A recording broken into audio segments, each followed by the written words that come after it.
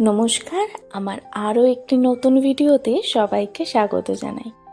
আজকের এই ভিডিওটা ছিল আমার অ্যানিভার্সারির ভিডিও। তো সকাল সকাল আমি গাছগুলোতে জল দিয়ে নিচ্ছি।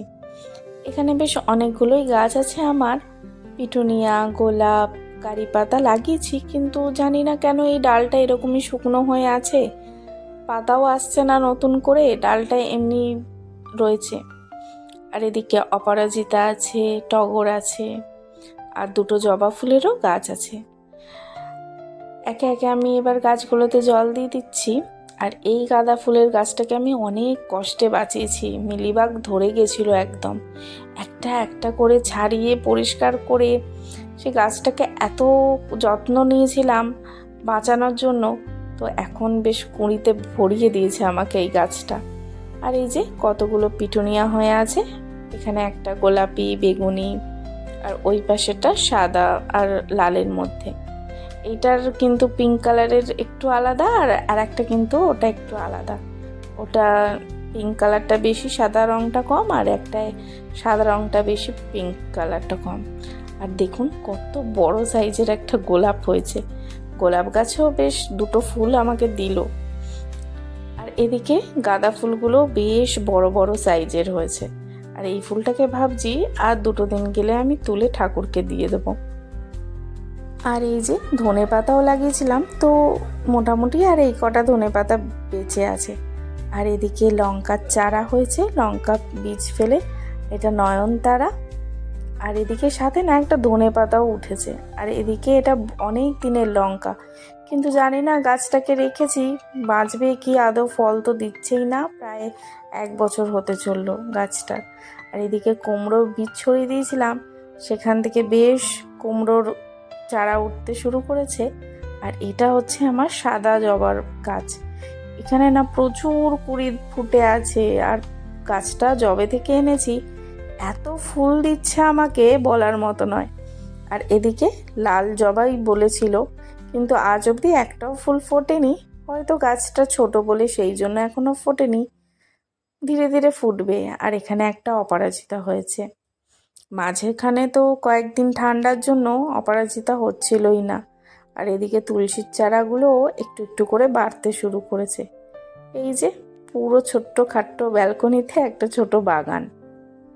তো সকাল সকাল গাছেদের খাবার জল দিয়ে আমি বেরিয়ে পড়লাম পুজো দিতে। আমাদের এখানে একটা মন্দির আছে জঙ্গলের ভেতর, তো সেখানেই আমরা যাচ্ছি। তার আগে কিন্তু আমি ঘরের পুজোও সেরে নিয়েছি।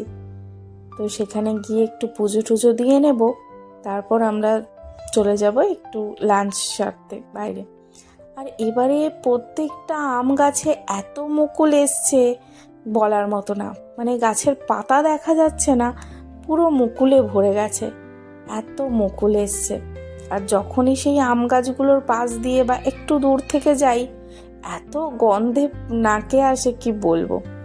আমার ব্যালকনিতে দাঁড়ালেও মানে হাওয়াতে কখনো কখনো আমের মুকুলে ভেসে যায়, এতটাই গন্ধ। কিন্তু অনেকটাই কিন্তু দূরে গাছ আছে, কিন্তু গন্ধ আমার নাকে ঠিক আসে। আর এই যে দেখুন দুপাশে কিরকম জঙ্গল। ওই যে শিবরাত্রির দিন বলছিলাম না যে এই মন্দিরটা আসতে পারিনি জঙ্গলের জন্য, তো সেটাই সেই মন্দিরটা। এখানে দিনের বেলাতে আসেই ঠিক আছে, রাত্রেবেলা একটু গা ছমছমে তো লাগেই। আর যখন থেকে আমরা মন্দিরের রাস্তাটা ধরেছি, তখন থেকে এই কুকুরটা আগে আগে চলছিলই সব সময়। ওই এক কথায় বলতে গেলে মনে হয় যে ও আমাদের পথ চিনিয়ে নিয়ে যাচ্ছিল মন্দিরের দিকে। আর এই যে এখানে কয়েকটা দোকান খুলে রেখেছেন এনারা, তো এই দোকান থেকেই আমরা এখন পুজোর ডালা নিয়ে নেব। আর এখানের ডালা বলতে ওই নারকোল থাকবে, মালা আর ফুল থাকবে কয়েকটা, আর কাঁঠালি কলা চাইলে ওনারা দেবেন, আর সাথে ঘিয়ের প্রদীপ আলাদা করে কিনতে হয় আর কি। এখানে তো আমাদের মতো মিষ্টি প্রসাদ দেয় না, প্রসাদে ওই নারকোলটাই কিন্তু মেন প্রসাদ। তো সব জায়গাতেই এরকমই ডালা বিক্রি হয়। আর এই ঠাকুমা যখনই আসি তখনই দেখি উনি নিয়ে বসেছেন, তো আমরা এনার থেকেই বেশিরভাগটা নিই। আর এইদিকে না মন্দিরের কাজ চলছে এখন, তো প্রচুর মানুষ এই মন্দিরে আসেন, সেই জন্য মন্দিরটাকে খুব সুন্দরভাবে ওনারা তৈরি করছেন। আগে যখন আমরা প্রথম প্রথম এসেছিলাম, একটু ভাঙাচোরা টাইপের ছিল বাইরেটা। তো এখন যাই হোক সুন্দর করে করছেন।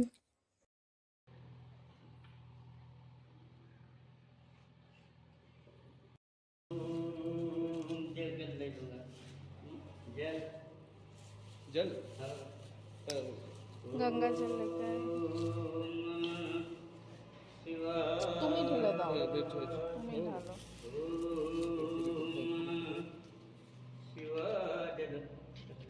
बोला मुझे डालना है, बोलो। मैं डाल देता हूँ, डालो ना। ओम शिवाय।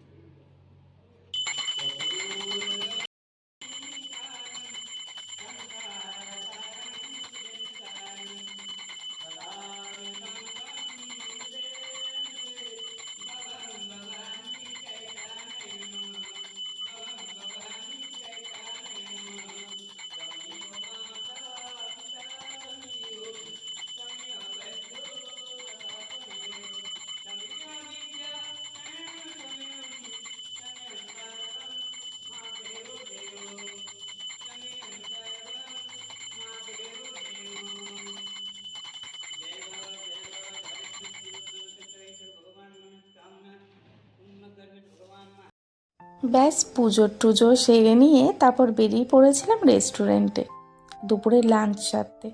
অ্যানিভার্সারি বলে কথা, তো লাঞ্চটা তো বাইরে করতেই হবে। যদিও বিয়ে বাড়ির মতো খাবার দাবার এখানে পাবোও না বা কলকাতার মতো স্বাদ পাবো না, তবুও মোটামুটি নিয়েছিলাম ওই ফিশ কাবাব নিয়েছিলাম, চিলি ফিশ ফ্রাইড রাইস আর বাম্বু চিকেন বিরিয়ানি।